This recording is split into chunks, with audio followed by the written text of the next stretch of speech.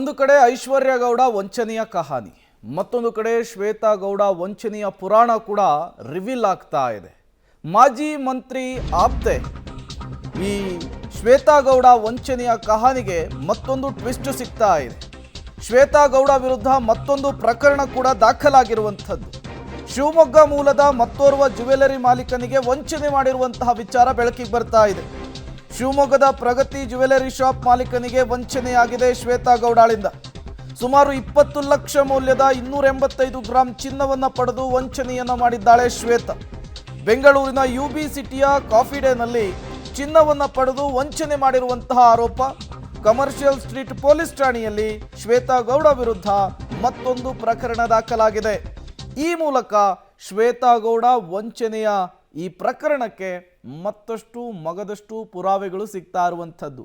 ಈಗಾಗಲೇ ಶ್ವೇತಾ ಗೌಡ ಬಂಧನ ಆಗಿದೆ. ಇದೇ ವಿಚಾರಕ್ಕೆ ಸಂಬಂಧಪಟ್ಟಂತೆ ವರ್ತೂರು ಪ್ರಕಾಶ್ ವಿಚಾರಣೆಯನ್ನು ಫೇಸ್ ಮಾಡಿದರು. ವರ್ತೂರು ಪ್ರಕಾಶ್ಗೆ ಕೊಟ್ಟಂತಹ 100 ಗ್ರಾಂ ಚಿನ್ನಾಭರಣವನ್ನು ಪೊಲೀಸರಿಗೆ ರಿಟರ್ನ್ ಮಾಡಿದರು. ಆ 2.5 kg ಚಿನ್ನವನ್ನೇ ರಿಕವರಿ ಮಾಡಲಿಕ್ಕೆ ಪೊಲೀಸರು ಒದ್ದಾಡ್ತಾ ಇದ್ದಾರೆ.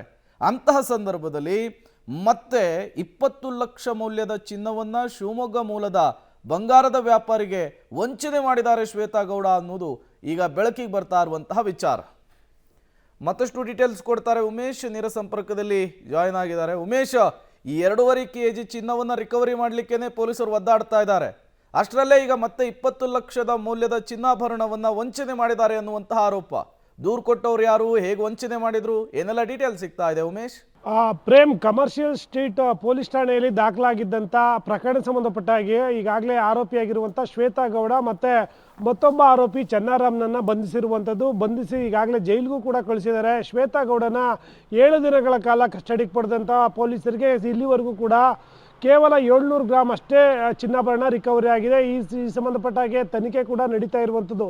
ಈ ಸಂದರ್ಭದಲ್ಲಿ ಮತ್ತೊಂದು FIR ಕೂಡ ದಾಖಲಾಗಿದೆ. ಅಂದರೆ ಶಿವಮೊಗ್ಗ ಮೂಲದ ಜ್ಯುವೆಲರಿ ಶಾಪ್ ಮಾಲೀಕರೊಬ್ಬರಿಗೆ ಇದೇ ರೀತಿಯಾಗಿ ಯಾವಾಗ ನವರತ್ನ ಜ್ಯುವೆಲರ್ಸ್ ಮಾಲೀಕನಿಗೇನು ವಂಚನೆ ಆಯಿತು, ಅವರ ಪರಿಚಿತ ಆಧಾರದ ಮೇಲೆ ಶಿವಮೊಗ್ಗ ಮೂಲದ ವ್ಯಾಪಾರಿಯೊಬ್ಬರನ್ನ ಬೆಂಗಳೂರಿನ UB ಸಿಟಿಯ ಕಾಫಿ ಡೇಗೆ ಕರೀತಾರೆ. ಕಾಫಿ ಡೇ ಕರೆದ ನಂತರದಲ್ಲಿ ನನಗೆ ವರ್ತೂರು ಪ್ರಕಾಶ್ ಏನಿದ್ರು ಅವರು ಆಪ್ತರಾಗಿದ್ದಾರೆ, ಮತ್ತು ನವರತ್ನ ಜ್ಯುವೆಲರ್ಸ್ ಮಾಲೀಕರು ಏನಿದ್ದಾರೆ ಅವರು ಕೂಡ ನಂಗೆ ತುಂಬ ಚೆನ್ನಾಗಿ ಪರಿಚಯ, ಅವ್ರ ಹತ್ರ ನಾನು ಕೋಟಿ ವ್ಯವಹಾರ ಮಾಡ್ತಾ ಇದ್ದೀನಿ ಅಂತೇಳಿ ಆ ಥರ ನಂಬಿಸಿ ನಂತರದಲ್ಲಿ 20 ಲಕ್ಷ ಮೌಲ್ಯದ ಮತ್ತೊಂದು ಚಿನ್ನಾಭರಣವನ್ನು ಅದೇ ಕಾಫಿ ಡೇಯಲ್ಲಿ ಪಡಿತಾಳೆ. ಪಡೆದ ನಂತರದಲ್ಲಿ ಆ ನಂತರ ಸಂಪರ್ಕಕ್ಕೆ ಸಿಕ್ಕಿಲ್ಲ ಅಂತ ಈಗ ಕಮರ್ಷಿಯಲ್ ಸ್ಟ್ರೀಟ್ ಪೊಲೀಸ್ ಠಾಣೆಯಲ್ಲಿ ಆ ಉದ್ಯಮಿ ಏನು ಮಾಲೀಕ ಇದ್ದಾನೆ ಆತ ಮತ್ತೆ ಇವಾಗ ದೂರು ಕೊಟ್ಟಿರುವಂಥದ್ದು. ಸದ್ಯಕ್ಕೆ ಈಗ 2 FIRಗಳು ದಾಖಲಾದಂತೆ ಆಗಿರುವಂಥದ್ದು. ಸದ್ಯಕ್ಕೆ ಈಗ ಶ್ವೇತಾ ಗೌಡ ಮತ್ತು ಚನ್ನಾರಾಮು ಏನು ಪರಪ್ನಗರದ ಜೈಲಲ್ಲಿ ಇರುವಂಥದ್ದು. ಈ FIR ದಾಖಲಾಗಿರೋ ಹಿನ್ನೆಲೆಯಲ್ಲಿ ಮತ್ತೆ ಅವರನ್ನು ಬಾಡಿ ವಾರೆಂಟ್ ಮೇಲೆ ಕಸ್ಟಡಿಗೆ ಪಡೆದು ಮತ್ತೆ ವಿಚಾರಣೆ ಮಾಡುವಂಥ ಸಾಧ್ಯತೆ ಇದೆ. ಸದ್ಯಕ್ಕೆ ಈಗ 2ನೇ FIR ಕೂಡ